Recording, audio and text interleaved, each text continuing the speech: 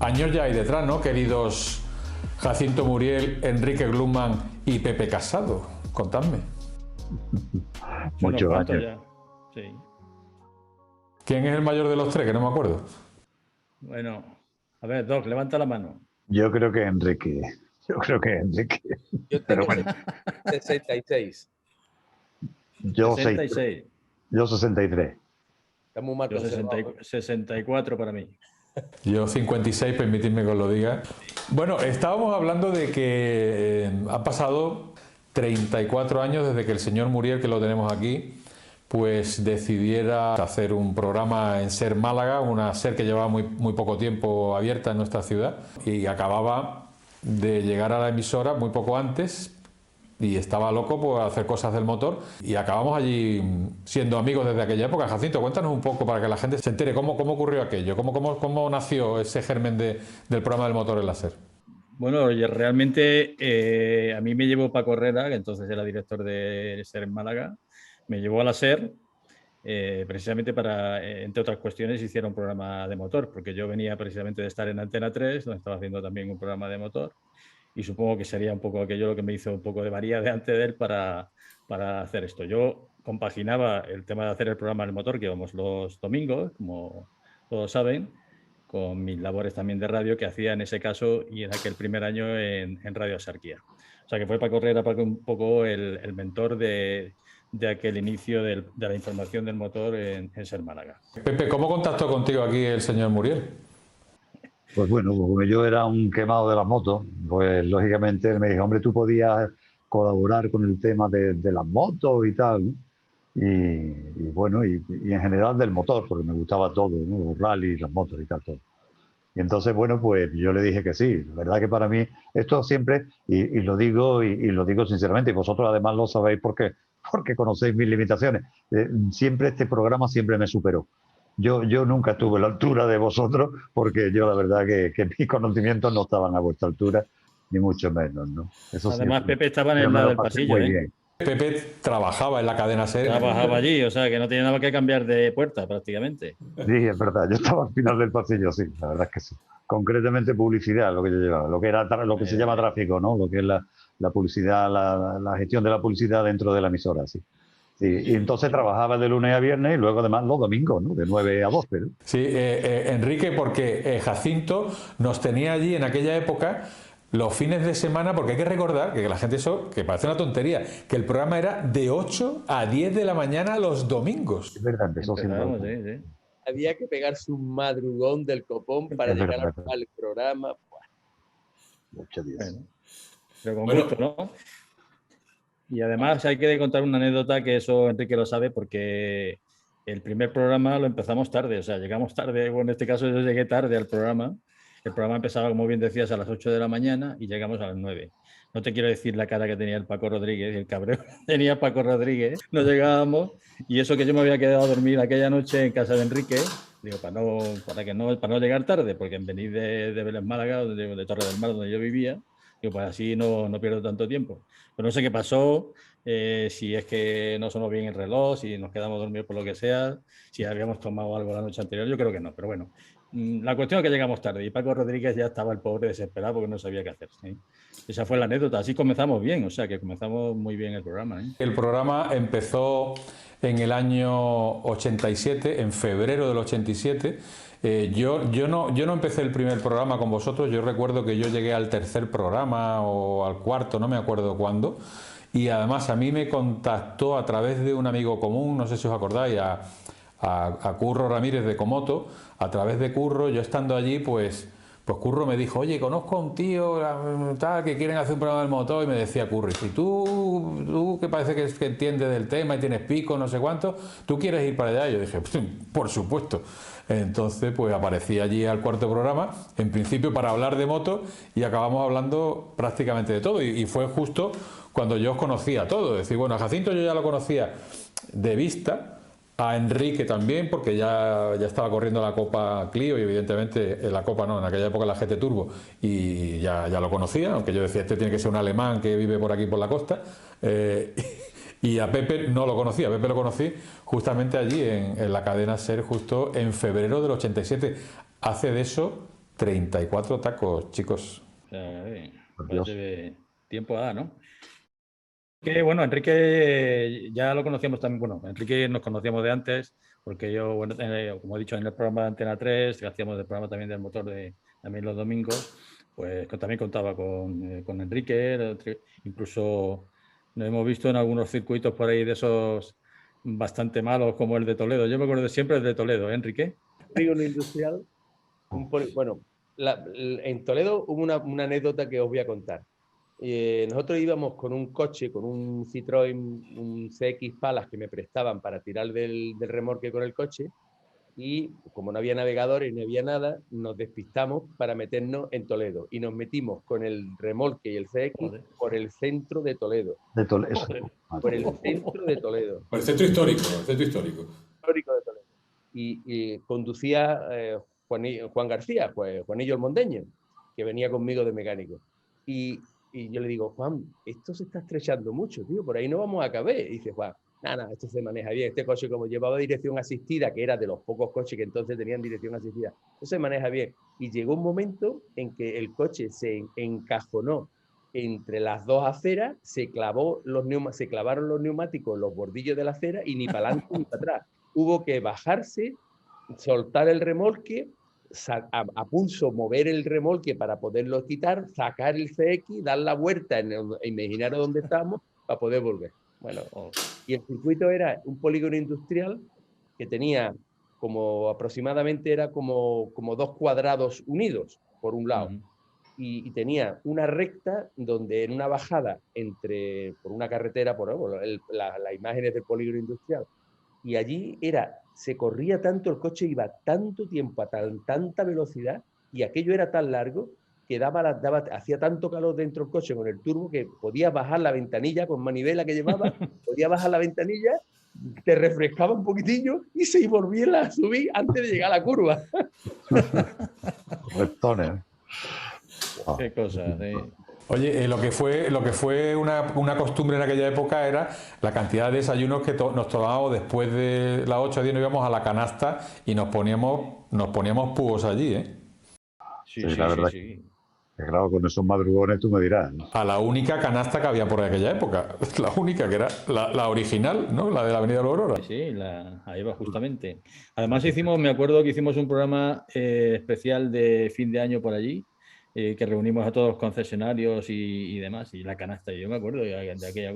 Y de estas cosas que piensa, dice, ¿cómo hacías aquello? Reunir a toda la gente, además, con un micrófono, hacer un programa con todo el mogollón de gente que había metido del motor, que la verdad que acudió bastante gente. Hicimos un programa, sí, me acuerdo, fin de año, que estuvieron buena parte de los concesionarios, de verdad. Y bueno, lo que tú dices, en la canasta era el sitio elegido para tomarnos nuestro cafelito, los churros, el chocolate, y algunos incluso se picaban en el camino, ¿eh?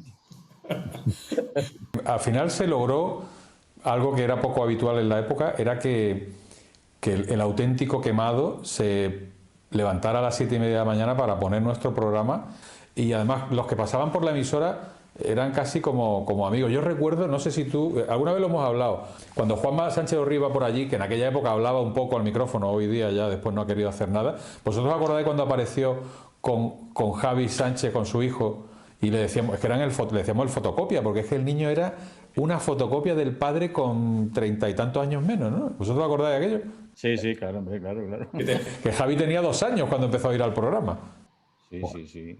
Además, porque ya más vivía cerca de allí, que vivía el Sánchez de los Ríos por ahí, por la zona de la canasta, por allí vivía justamente. Sí, por allí vivía. Bueno, no solamente vivía por allí, sino que tenía la tienda de maquinaria de coche. A compraventa. Sí. Claro, en el pasillo del Matadero, aquel. La esquina, sí. Claro, la esquina del pasillo del Matadero. Jacinto, empezamos bueno, tú empezaste el programa, nos llamaste a nosotros y algunos allí aguantamos todos los años que estuviste tú allí. Desde el 87 al 93 fue la primera etapa, y esa etapa fueron casi... de hecho, ya nos convertimos en aquel momento, en esos 6 años, en el programa más longevo de Ser Málaga, ¿no? Sí, yo creo que sí. Sí, estuvimos una primera etapa, como nos llamamos Ser del Motor, luego llegó un director que no, bueno, pues nos paró un poquito el tema del programa, no concebía que el tema como estaba y bueno, pues hubo que parar porque, bueno, quien manda es el que dice las cosas y paramos durante un tiempo hasta que luego retomamos un poquito más adelante ya con el nombre de Autoradio. Vamos a oír un momentito una pequeña cuña de esa primera etapa. A comienzos de 1987, Ser Málaga ponía en escena un espacio dedicado a la información del motor. Su nombre inicial, Ser del Motor, su emisión el domingo y en los primeros años entre las 8 y las 11 de la mañana. Carlos Sedano, Enrique Gluzman, Pepe Casado y Jacinto Muriel, asistidos en la realización y animación por Paco Rodríguez, conformamos el primer equipo que se mantuvo en activo hasta enero de 1993, en que el programa cumplía su primera etapa. En aquella época, Enrique, aunque tú no participabas, el Campeonato de España de montaña tenía una prueba en Málaga, que era la subida a los montes de Málaga. De hecho, nosotros ahora vamos a oír varias cuñas en varias cosas que tanto Pepe Casado como yo, con los medios de aquella época que eran limitados y deficientes, hacíamos. Era lo poco cercano que tenía Málaga, ¿no, Enrique, en cuanto a pruebas de motor, ¿no? Era lo único que había, porque, bueno, pues, pero lo cierto es que, bueno, eran los Montes de Málaga y el Rally Gibralfaro. Eran las dos pruebas básicas que había en Málaga. Pero además, yo lo de los Montes de Málaga le tengo un cariño especial porque no hay nadie de nuestra época que no conozca la subida a los Montes de Málaga. Yo pienso que cuando los años cumbres de la subida a los Montes de Málaga era la prueba de montaña por excelencia que había en España. Todo el mundo quería venir a Montes de Málaga y ganar Montes de Málaga. De hecho, hubo años que había 4 barquetas o 5 barquetas buenas, 2 Fórmula 2, 3 o 4 Fórmula 3. Había una inscripción tremenda, ¿no? Y todo el mundo era, claro, todo el afán de todo el mundo que era venir a Montes de Málaga y ganarle a Juan Fernández. Sí. Que ese era, vamos a ganarle a Juan Fernández. Entonces, todo el mundo venía con la idea de a ver cómo le daba. Cosa que normalmente no era posible, que acababa ganando siempre. Nada, Juan Fernández llegaba, hacía una subida de entrenamiento y en la siguiente subida le metía 3 segundos, 4 segundos, 5 segundos al segundo, y esto era así. Bueno, vamos a oír un momentito una cuñita que tengo aquí, que Jacinto me la ha mandado hace poco, precisamente entrevistando yo a Pancho Egozcue, que un año quedó segundo y por muy poco no ganó a Juan Fernández. Sí, Pancho, para la cadena SER, nos gustaría que nos diera la opinión que has tenido de esta primera subida, aunque haya sido entrenamiento. Bueno, esta primera subida ha sido un contacto con la carretera, a ver cómo estaba el asfalto y cómo va el coche, de suspensión, de barras y tal, y de relación de cambio. Y en la primera zona, en los primeros kilómetros, he visto que resbala bastante. Pepe Casado, en ese evento, en esa subida, tú también estabas con otro micro en otra zona de la subida y lo pasaste hambre, ¿no? En ese momento, ¿no? Sí. Es que, hombre, lógicamente, cuando uno está allí al pairo, pues uno pasa hambre. Pero gracias a Dios se apiadaron de mí. Bueno, vamos a oír ahora a Pepe Casado cómo, además en directo, cómo se apiadaron de él hace 32 años. Ya han cambiado de curva, ya todo el mundo se ha sentado, estamos reponiendo fuerzas gracias a la organización que amablemente los comisarios me han cedido un estupendo bocadillo de queso y estamos aquí reponiendo fuerzas. Han pasado muchas cosas, Jacinto. Yo recuerdo que vosotros lo acordáis porque estabais, por lo menos yo me acuerdo que Enrique estaba, yo creo que Pepe también. Fue una campaña de política para la alcaldía del Ayuntamiento de Málaga, quiero recordar, del año 89 o 90, y organizamos una carrera de karts en lo que es el Muelle 1, delante del Club Mediterráneo, es decir, en esa zona, que daban la vuelta en la farola, por ahí delante de la Comandancia de Marina, hicimos una carrera. Pues tú te acuerdas, Enrique, ¿no? Y logramos reunir a todos los políticos. Todos los candidatos de la alcaldía de Málaga se subieron en el CAR, ¿te acuerdas? Sí, claro. Pepe, ¿tú estabas, Pepe? No, ese además no lo recuerdo porque además ni estuve, no sé, por algún motivo no fui, porque hubiera ido a verlo, pero no fui siquiera. Yo tengo una anécdota de ese día que a mí ahora me acuerdo y claro, en ese momento no le di importancia, ¿no? Pero yo me acuerdo que después alguien me vino y me dijo, oye tío, no te pases, tal. Entonces, yo estaba comentando la carrera en directo, pero Jacinto la estaba retransmitiendo en directo también desde la unidad móvil. Entonces yo estaba allí, entonces estaba Pedro Aparicio, estaba una chica de Izquierda Unida, otro del partido de Alianza Popular, no me acuerdo, los 4 o 5. Y entonces Pedro Aparicio ese día no era un hombre muy ducho en el automóvil y no iba muy rápido. Entonces, justo en la línea de meta, lo pasaron por los dos lados. Y a mí se me ocurrió decir, aquí va Pedro Aparicio que lo están pasando por la derecha y por la izquierda en este momento. Claro, había allí un jefe de gabinete o algo que me dijo, ¿cómo que lo están pasando por la izquierda y por la derecha? Tío, no puedes decir eso y tal. Digo, perdona, yo estoy retransmitiendo una carrera, yo no vengo aquí de consideraciones políticas, pero estaban allí incluso hasta eso, estaban diciendo que eso yo no podía decirlo en directo. O sea, me echaron un rapapolvo, tío. Estaban susceptibles. Pero es verdad que lo repasaron por todos los lados, ¿eh? A ver, aunque lo repasaron, volvió a salir por tercera vez en aquella época alcalde de Málaga, o sea que... El casco lo llevaba nada más de regular de puesto. Qué lástima que haya tan poca documentación gráfica de esa época. Sí, tiene que haberla así. Pero de todas formas, estábamos hablando al principio, porque como en esa época no había teléfonos móviles y además estábamos allí trabajando en la radio, no llevábamos una cámara para fotografiar, no como hoy día que tienes el móvil, haces así y haces 2000 fotos. En aquella época es que no tenemos, o sea, vamos a ir viendo cosas que de hecho durante esta conversación, pero tenemos muy poca para ser pues casi 8 años o 9 años de programa, ¿no? Sí. Fíjate lo que ha cambiado la técnica, porque hablando precisamente de técnica, ahora que ahí tenemos teléfonos móviles para hacer cámaras, incluso para hacer grabaciones, ahora incluso para hacer retransmisiones. Entonces no teníamos estas cuestiones, tenemos los walkies, el micrófono ese inalámbrico que sonaba de muy mal, ¿no? Muy mal el sonido que tenía. Y yo me acuerdo una de las veces que fui a hacer el seguimiento del rally de Sierra Morena, que entonces cuando aparecieron los primeros móviles, no sé, yo fui contigo. De aquellas maletas, Motorola grande, sí.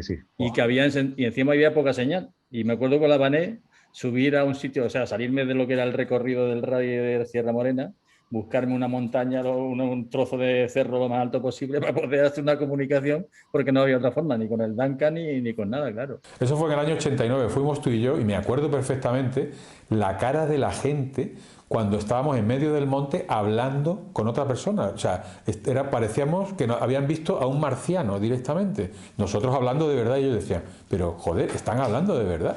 Y era claro, con un mamotreto que era de grande como una caja de zapatos, que era solo la batería, básicamente, ¿no? Sí. 5 kilos creo que pesaba. Y esa fue, también con ese cacharro fue la primera vez que hablé con un móvil, que fue un raid de Mija. Correcto. En plena sierra de Mija, en mitad de un camino perdido del mundo, de pronto yo hablando con mi mujer por teléfono. Yo decía, macho, no me lo puedo creer. Alucinando, ¿no? Quiero recordar lo que costó ese teléfono a la radio y creo que estaba en torno, sería hoy día, o sea, a precio en euros, creo que costó unos 5.000 y pico euros. Costó el teléfono. Estamos hablando de 5.000 euros de la época aquella sin rectificar los IPC, que podría ser hoy día 20.000 euros. Un teléfono. Sí, o sea, 20 o 25.000 euros hoy día, yo qué sé, más o menos.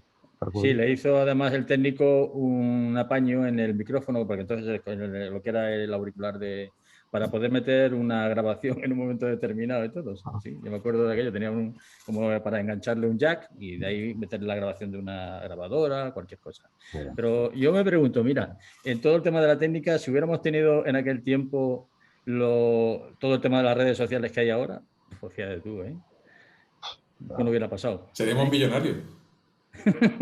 Hombre, tampoco es para eso.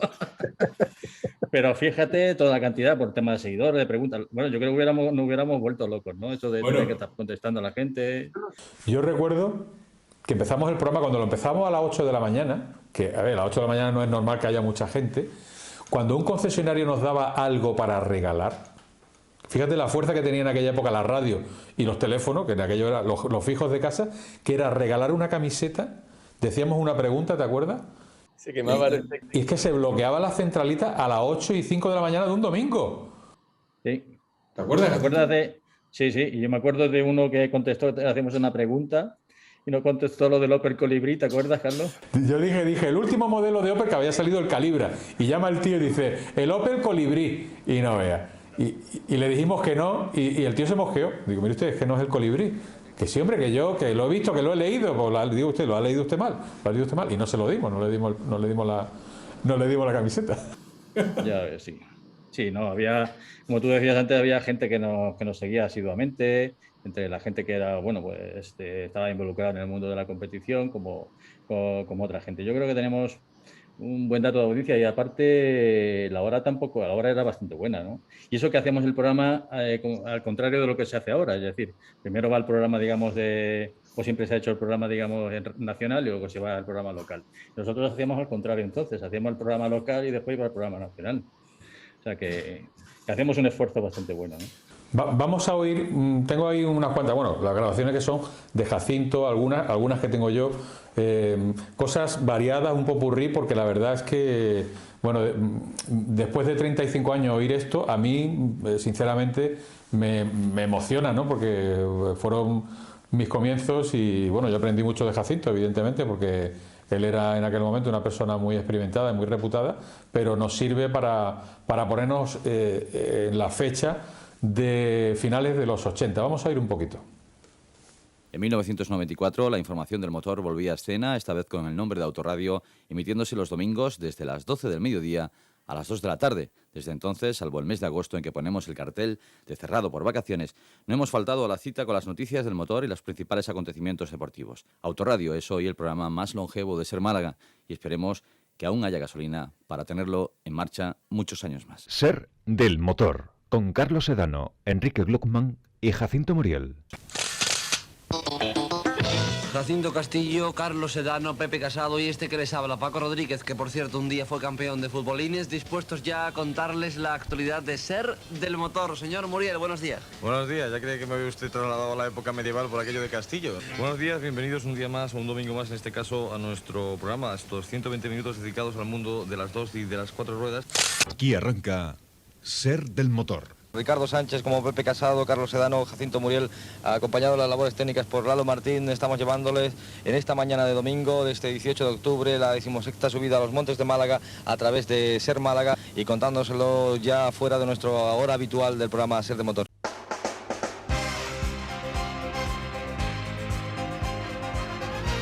Señoras, señores, buenas noches.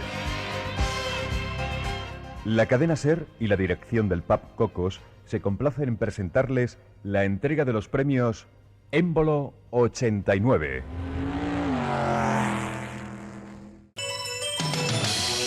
Incluso para aquellos que estamos acostumbrados a probar diferentes mecánicas, el ponernos a los mandos de todo un campeón del mundo de rallies ha sido una experiencia nueva. Es como adentrarse en un mundo y aparte. Todas las experiencias probadas en el mundo de la competición se dan cita en esta evolución del Lancia Delta Integrale. Hay que decir que en este programa se ha apreciado de tener un guiri entre la gente que trabajaba dentro del programa.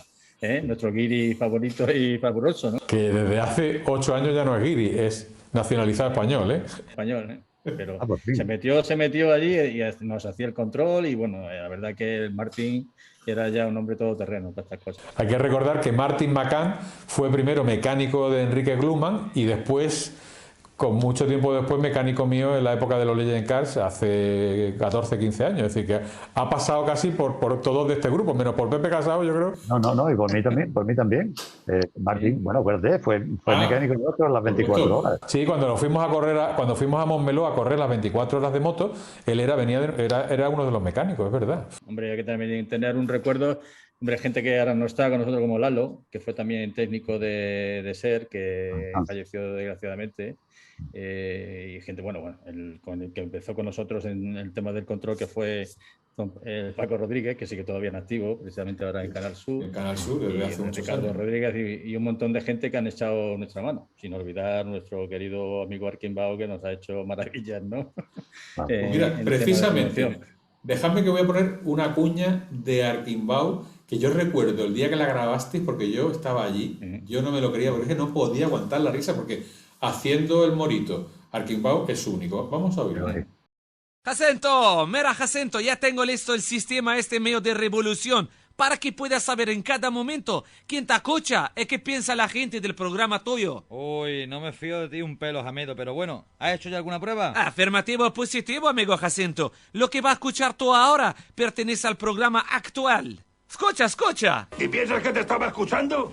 ¡Nunca te hago caso! ¡Ah! ¡Pero quedan aquí! ¡Esto es una mariconada! Tío, déjalo ya. Has conseguido matar a bostezos a todo el mundo. ¡La gente está dormida por vuestra culpa! ¿Sabes? Con todo el dolor y la angustia que he tenido que aguantar durante todo este rato. ¡Este tormento! ¡Para nada! Pero bueno, Jamedo, ¿tú estás seguro de que esto es lo que está escuchando esta gente ahora? ¿Está escuchando Autorradio o te has equivocado de franja horaria? No, lo que está escuchando en la radio. Va, no te preocupes, hombre, porque seguro que estos 4 no habían dormido bien. Y además, venga arriba, levanta ese ánimo que todavía tenemos que oír a los otros 3 oyentes que te quedan. Bueno, ¿qué más cosas creéis que ha cambiado la información? Jacinto, tú que has seguido después, aunque no desde el punto de vista del directo, pero ¿cómo ha cambiado la radio en estos 35 años? Pues ha cambiado mucho, hombre. Yo te lo decía antes con el tema sobre todo de la técnica. Si nosotros hubiéramos contado con los medios que tenemos ahora. Mira, yo me acuerdo que había programas que grabábamos porque a lo mejor pues teníamos que salir o teníamos que hacer ese día digamos a cubrir un radio o lo que sea. Y entonces, bueno, te acordarás, pero a mí Pepe Casado había lo que llamaba las tortas del rebo, ¿no? Las tortas del rebo, que eran unas cintas muy grandes donde se grababa prácticamente, cabía más o menos 1 hora en cada cinta. Pero si teníamos que hacer algún tema de, ¿qué digo yo? Pues meter una publicidad o hacer algún corte de tema, era el corta y pega, O sea, ahora se hace todo eso a través de digitalmente, pero entonces tardaba más tiempo en montar, en cortar y pegar que en grabar lo que estaba grabando. Y además las cuñas eran un cartucho que se metía manualmente, los jingles, todo, es decir, no es como ahora que le das un botón de un clic de un ordenador y además te programa y te lo ajusta todo, sino que en aquella época era todo manual. Sí, mecánico y manual. Los carretitos, incluso los carretitos, yo comencé con los carretitos, los carretitos pequeños en el rebo, para poner la cuña uno detrás de otro. Eso que nos facilitaba el publicista que era Pepe Casado. Sí. Ponía esto que tiene que salir hasta ahora. A esta hora, efectivamente.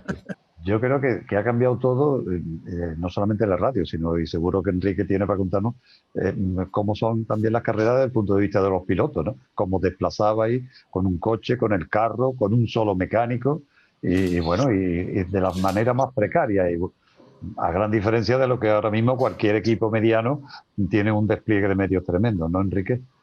Bueno, fíjate que para mí, cuando empezó Martín a trabajar conmigo, fue un salto cualitativo impresionante, porque yo gané el Campeonato de España de Fórmula Fiesta en el 84. Y claro, eso nadie se cree que yo iba conduciendo el coche, tirando del remorque, con mi primo menor, que era estudiante de medicina, y ese era mi mecánico. ¿Vale? Se imaginaron el nivel. Toda la noche conducíamos, llegábamos sobre las 6 de la mañana a la Puerta del Jarama, que estaba cerrado, nos quedábamos a dormir 2 horitas allí, a las 8 abrían, entrábamos, hacíamos los entrenos del sábado y a dormir al Meliá Pamplona Hilton, ¿te acuerdas, no, Carlos? Joder, no había chinche allí. Y luego el domingo corríamos, nos teníamos que volver para Málaga y a las 8 de la mañana a trabajar, el lunes. Sí. Cuando ir a Madrid por carretera era un episodio, ¿eh? Sí. Mi primer campeonato nacional, que fue precisamente con un coche de Enrique en el 93, y en el 93 ya estaba la cosa un poquito mejor, pero ir, por ejemplo, a Calafat era de Málaga a Alicante, era por una carretera infame, porque no había carretera nacional, tenías que pasar por medio de todos los pueblos, por medio de Murcia, por Alcantarilla, por Alicante, por todos los lados. Y después enganchaba ya la autopista en Alicante y parecía que se había abierto el mundo. Y llegabas destrozado, y lo que él dice es que Calafat acababas allí, entre que te regaban el podio, acababa y tal, salías del circuito a las 6:30 de la tarde yendo muy rápido. Y después a las 6:30 de la tarde, 20 y métete 920 kilómetros en una carretera de las de hace 30 años. O sea, llegabas aquí a las 4 de la mañana, a las 5 y a trabajar. Todavía no se me olvida la secuencia de pueblos de la parte interior de Murcia, de por ahí.